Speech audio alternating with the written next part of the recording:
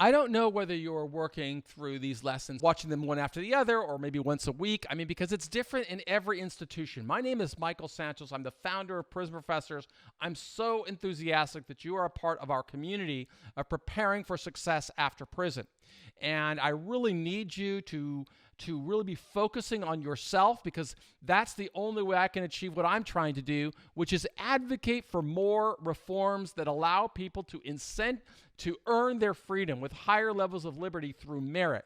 And that's what this course is about. It's about the lessons that I learned from leaders that helped me go through 26 years in prison and that still help me today now that I am home and building businesses and striving to overcome the challenges of being a formerly incarcerated person. It's what everybody goes through. I need you to help, and that's why I'm so glad that you're a part of our community and working through our courses at prisonprofessors.com. I'm really grateful to Adovo. I am really grateful to the Bureau of Prisons. I'm really grateful to the California Department of Corrections for allowing us to reach hundreds of thousands of people in prison and show them the way that they can start sowing seeds to prepare for success. And that's going to lead us into lesson number 4 about being aware and authentic. You've got to keep your head in the game. Let's start with the annotation. Opportunities exist all around us, but we don't see them if we don't open our eyes. When we're aware, we keep our eyes open for the possibility of seizing or creating opportunities. They become more abundant when we're authentic, keeping everything we think, say, and do in harmony. Staying aware of how our daily actions relate to how we define success leads others to appreciate our authenticity. Awareness. As human beings, sometimes we fall off track. If we are living according to the principles of the Straight A Guide, we can recalibrate. That means we stop perpetuating the problem and start working toward the solution. Nurse Tina is a great example of someone who understood the importance of getting back on track. I spoke with Tina during a time of crisis. She is a wife and a mother of 5, but also faced challenges that would complicate her life. Tina told me that as a child, she lived in southern New Jersey, not even knowing that she was poor. Her grandmother played a pivotal role in her life. As a teenager, she moved into an area she described as a ghetto of Trenton. Tina's grandmother reared her in the Christian faith, emphasizing the importance of education. With that guidance, Tina could avoid complications derailing opportunities for many other people who spent their formative years in poverty. Tina attended a Bible college and earned an undergraduate degree. She began earning a living in her chosen career. Since her grandmother had played such a pivotal role in her life, Tina wanted to comfort her and provide the best quality of life for her grandmother's end-of-life experience. Later, her grandmother needed 24-hour care. Tina wanted to provide comfort and care for everyone in the convalescent home, so she understood that she would have to learn more. It would be one thing to say that she wanted to provide the best care, but it's quite another to prepare in ways that would allow her to give the best care. Aware of what it would take to reach her highest potential as a caregiver, Tina made a commitment. She enrolled in nursing school. What did it mean for her to become a nurse? It meant that Tina would have to return to school. Many people find it challenging to study math and science as adults. But Tina thrived in an academic environment because she had a purpose. She knew that by earning a bachelor's degree in nursing, other healthcare professionals would see her authenticity. To be authentic, a person had to define success, develop an awareness that would help her create a plan, put priorities in place, and execute the plan. By applying herself, Tina worked through courses that included microbiology, anatomy and physiology, and other coursework that would prepare her to pass exams necessary to work as a board-certified registered nurse. And with those credentials, Tina could do more than comfort patients in need. As a licensed healthcare provider, she could also treat them within her scope of nursing practice. Tina became a role model for her 5 children and anyone wanting to see a model of excellence.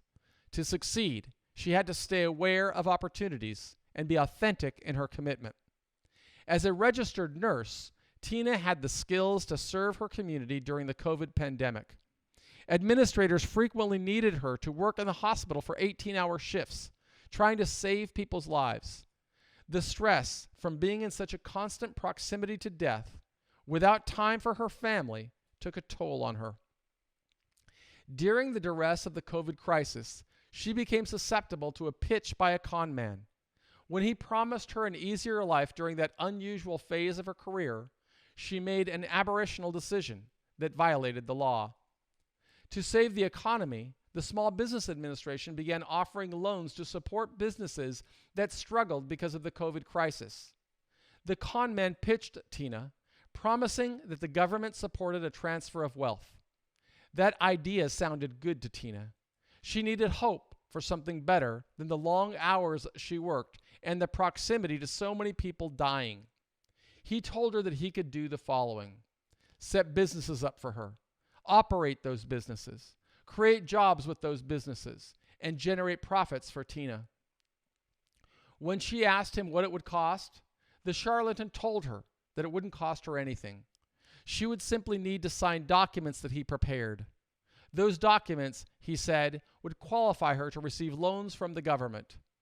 Once the Small Business Administration funded those loans, Tina would turn the resources over to the con man so that he could use them to build the businesses that they would own together. He promised to structure the loans so that Tina's businesses would not need to make payments for 2 years. By then, he pledged that the businesses would generate sufficient income to repay the debt. He misled her into believing that she could own businesses without using her own money, only her credit. But all that glitters is not gold.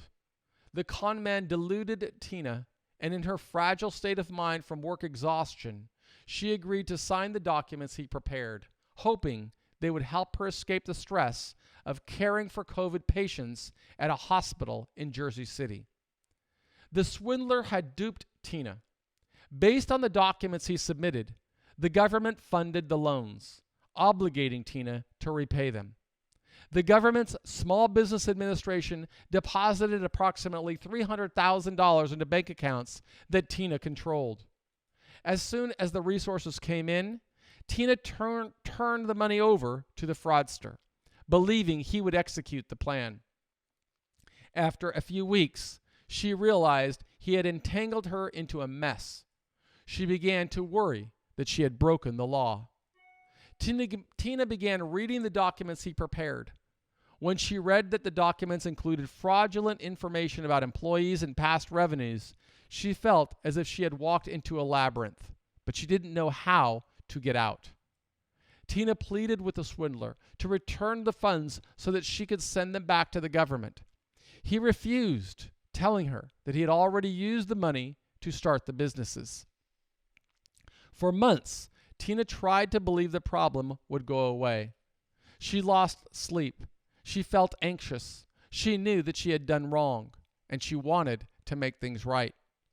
As many people have done before, Tina had fallen off track. She reverted to the pathway that led to her earlier success in getting back on track. She began reading to become aware of the steps to surrender voluntarily. The government had not charged her with a crime, yet she couldn't stand living with the guilt of what she had done. Being authentic to her meant accepting responsibility and moving forward with her life, even though she understood that she would have to endure some pain to make things right. To recalibrate, Tina contacted the Department of Justice, offering to surrender, cooperate, and create a plan to demonstrate her remorse. And here are our first self-directed questions for you. Number 1, how do you stay aware of opportunities to transform your life? Number 2, how do you think prosecutors responded to Tina's unsolicited admission of guilt?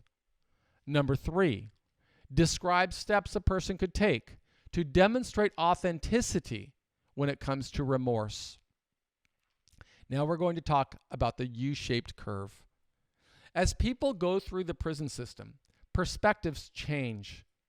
Like Tina, anyone who faces a criminal charge instantly becomes a justice-impacted person. That means the person should become aware of opportunities to seize or create. When a person shows commitment to learning, growing, and making things right, others become aware of the individual's character and integrity. People may try to fake authenticity, like the person who defrauded Tina. Yet, as the Bible tells us, castles built on sand cannot stand. Knowing that in time, I wanted to advocate for reforms that would improve outcomes for all stakeholders in the prison system, I began reading. I had to become more aware of how the system operated to change the system. I wanted to learn more about different theories. One of those theories used the metaphor of the U-shaped curve.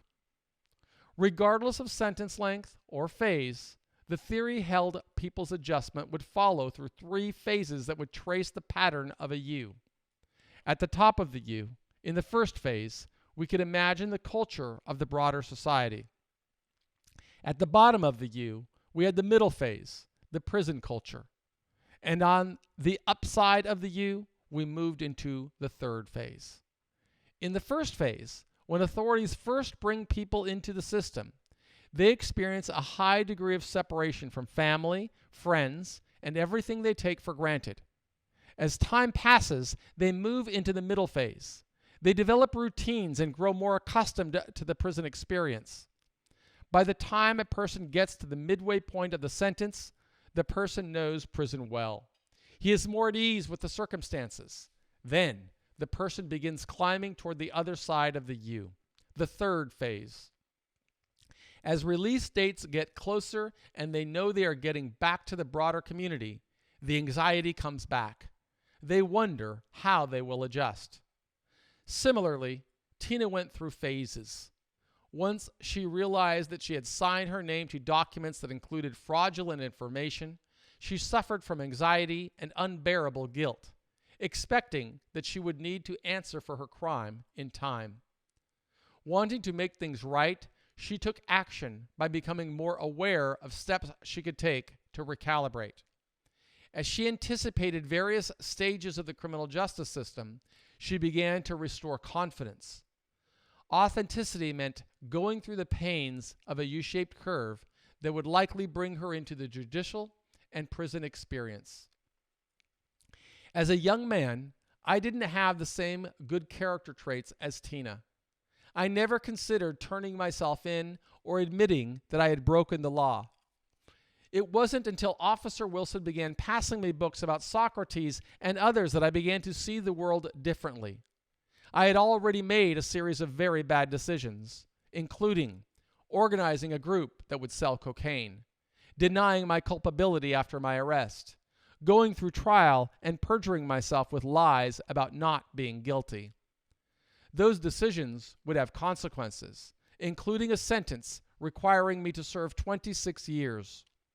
While going through the first phase of my U, reading about Socrates, Frederick Douglass, and Malcolm X, I developed more insight into what authenticity would mean. They inspired me to want to learn more so that in time I could build credibility so that people I admired would see my commitment and authenticity. I needed to go through a long adjustment. I wouldn't reach the midway point until I served 13 years. Yet I knew precisely how I wanted to emerge once I exited prison. Like Frederick Douglass, I tried to use my time inside to make a difference or improve system outcomes. The SWOT analysis helped me realize the importance of making intentional decisions. While working through the down leg of my U, I intended to strengthen my weaknesses. To become an effective advocate for reform, I would first need to develop skills and earn credentials. As Tina's example shows us, a person shouldn't simply talk about wanting to succeed. A person must become aware of opportunities and be authentic in pursuing those growth opportunities. Preparations for success after prison resembles preparations for success everywhere. We must be aware of what it takes and be authentic with our commitment to preparations. For example, when Tina aspired to become the best caregiver for her grandmother and others, she sought information on becoming a nurse. Making herself aware of nursing school led to her earning such credentials. Knowing that I wanted to learn, I began writing to universities. Not knowing the names of people to write, I created a template letter that I could send to any university. In essence, the letter said, "Dear admission officer, my name is Michael Santos. I am in prison. I write with a request to attend your university so that I could earn academic credentials. I am serving a lengthy sentence in federal prison. While incarcerated, I hope to learn. By learning, I believe that I can prepare to live as a contributing citizen upon release. If opportunities open for me to study with your university, please advise." By sending a version of that letter to scores of universities, I made administrators aware of me. Although some of those administrators may have dismissed a letter from a person in prison, I found others who offered to help. Through those efforts, I became a university student. Once the university sent books and courses that I could complete through correspondence, I felt as if my life had changed. In an instant, I wasn't only a person in prison, I was a student. Before prison, as a teenager, I hadn't prepared well to matriculate through university studies. That lack of earlier preparation meant that I had to complete some remedial studies and work extra hard to grasp basic concepts. I found an example of excellence by reading the autobiography of Malcolm X.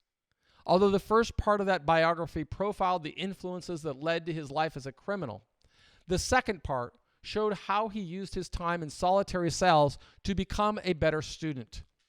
Knowing he wanted to become a better communicator, Malcolm became autodidactic, studying the dictionary. By learning new words, he realized that he could empower himself. In the example of Malcolm X, we learn the importance of being aware of opportunities. If we don't open our eyes, we cannot see. But if we open our eyes, we may see pathways that will take us from where we are today to all we want to experience. Leaders leave us clues on how they prepare for success. We must choose whether we want to be authentic in that pursuit. And here are your self-directed exercises. Number 4, in what ways do you anticipate your adjustment changing as you move through the U-shaped curve? Number 5, in what way would expanding your vocabulary or fluency with language influence how others perceive you? Number 6, in what way would the accumulation of credentials help or hinder authenticity? Regardless of what bad decisions we may have made in the past, at any time we can begin making good decisions. Yet we must also always anticipate that people will question our authenticity. Therefore, we must always keep our heads in the game, knowing the opportunity costs that accompany every decision we make. As a young man, I used to listen to classic rock, and I remember the lyrics from a song by the Rolling Stones. You can't always get what you want, but if you try sometimes, you just might find you get what you need. Like every other person in prison, I wanted to get out. After my judge sentenced me to serve a 45-year prison term, the U.S. Marshals transferred me to a high-security penitentiary. I had been locked in solitary cells, incarcerated for about a year in pretrial proceedings before I walked on the penitentiary's yard. While going through transit, I became more aware of the inner workings of the federal prison system. The more I learned about the system, the more I wanted to engineer an adjustment plan. In time, I hoped the adjustment plan would lead to a more successful release. More importantly, I hoped that plan would help me emulate the leadership of Frederick Douglass, making me an authentic voice for prison and sentence reform. Although other people in prison advise that the best way to serve time would be to forget about the world outside and focus on a prison reputation, I hated being in prison. If I spent all my time trying to fit into the prison system, I would learn skills that might help me fit in with the prison society. Yet those skills seemed unlikely to advance me as a candidate for the success I wanted to experience on the other side of the journey. By the time I would move into the latter phase of my prison experience, I hope that others would view me as being authentic in my quest to advocate for a better prison experience. In the mid-1980s, the prison system was in a transitional stage. For decades, judges had used an indeterminate sentencing system. In other words, a judge would impose a sentence after a jury convicted a person, or a person pled guilty. Yet the system had a series of mechanisms that would serve as release valves. For example, people could file motions allowing them to ask a judge to reconsider the sentence. If the judge agreed that the sentence no longer served the interests of justice, he would have jurisdiction to reconsider. Besides filing judicial motions seeking relief from the sentence, people could get relief through administrative mechanisms from either the prison system or from the U.S. Parole Commission. The prison system incentivized people to avoid disciplinary infractions with credit for good time. By avoiding disciplinary infractions, people could complete the sentence much sooner than the time a judge imposed. For example, my judge sentenced me to 45 years. If I did not lose any good time for violating disciplinary rules, I could complete that sentence in 26 years, or 9,500 days. Every person in federal prison could earn credit for good behavior or receive credit for avoiding bad behavior. The U.S. Parole Commission provided another release mechanism under the indeterminate sentencing system. It operated as a separate body from the Bureau of Prisons. When I began serving my sentence, members of the parole board would visit the prison. Typically, a person who qualified would meet with the board after he completed 1/3 of the sentence imposed. During that time, he could work to build a personal case showing why he was a worthy candidate for release on parole. If members of the board agreed, they would allow him to return home. If he abided by the conditions of release, he would be able to live in society, go to work, and in many ways, resume his life. If a person's statutory conviction did not render him ineligible for release on parole, the person could expect to serve 1/3 of the sentence in prison and the remainder on parole in the community.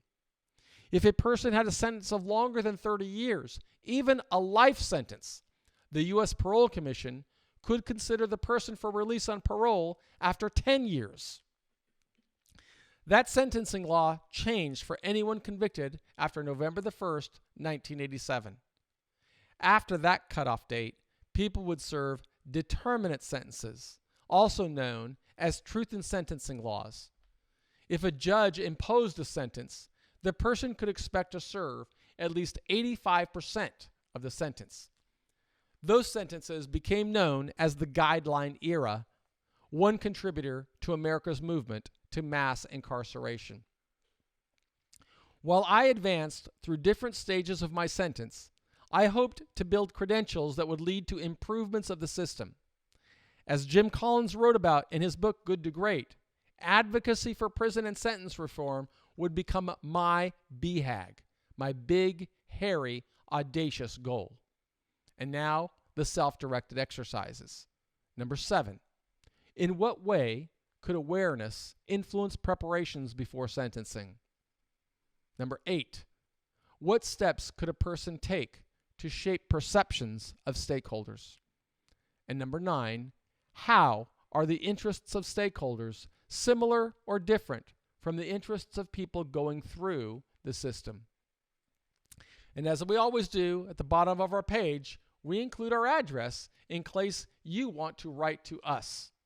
On the other hand, if you want to participate in our program at Prison Professors Talent, where you can document how you are preparing for success upon release and you have access to an email system, send an invite to interns@prisonprofessorstalent.com and you'll be able to build your own biography just as I have done. You'll be able to see the entire profile of showing all the different steps you are taking to prepare for success after prison. Had I used this program when I was in prison, if I had the ability to do this while I was in prison, it would have led to me using it to reach out and find new people that would support me. New employers, for example. You've got some people in society that would say they don't hire formerly incarcerated people. But there's Jamie Dimon, the chairman of J.P. Morgan Chase, and he is talking about why there is a need for second chance hiring. The thing is, we have to be demonstrating why we are extraordinary and compelling. And so that's what we do. We try to build these relationships with employers to not only sponsor our program at Prison Professors Talent so that people in prison don't have to pay anything to do it, but we try to use this to help those employers open job opportunities for people when they come home, because the statistics are very clear. 2 out of every 3 people that return to society after confinement struggle with unemployment or are underemployed 5 years after their release. This is a real challenge in society. Well, part of my job in working to build advocacy campaigns and programs is to build relationships with these major employers so that we can demonstrate why we need reforms that allow people to work toward earning freedom. That's the key. You've got to work to earn your freedom. I had to do it through 26 years in prison, and I would never ask anyone to do anything I didn't do. Now, I know on the Adovo platform, they've got their premium services. I would encourage you to look at those premium services and see if there are courses you can use to begin advocating and investing in yourself. If you're in the Bureau of Prisons or the California Department of Corrections, we have at Prison Professors, we produce a tremendous amount of content that we use to try and help people work towards the best possible outcome in their life. In fact, anybody can go to our website and just see that we've got like a catalog that we create to help people find the literature and stuff that they need. They just have to go up there to the top of the page, and then they can see all of our books and our courses that people can work through. And of course, the resources from these books and courses go to support our advocacy efforts and help us work to try and change the system. So if you want your own workbooks or your own courses, you can work with the Adovo platform. You could work with our website. You can get them from Amazon. We are deeply committed to helping people in prison, and that includes you. I would never ask anybody to do anything I didn't do. My name is Michael Santos. I'm the founder of Prison Professors. I'm deeply committed on this ministry of trying to advocate for reforms that will allow people to do what? To earn freedom. That's how you can conquer your life. That's how you can become the change you want to see in the world. We believe in you. Thanks.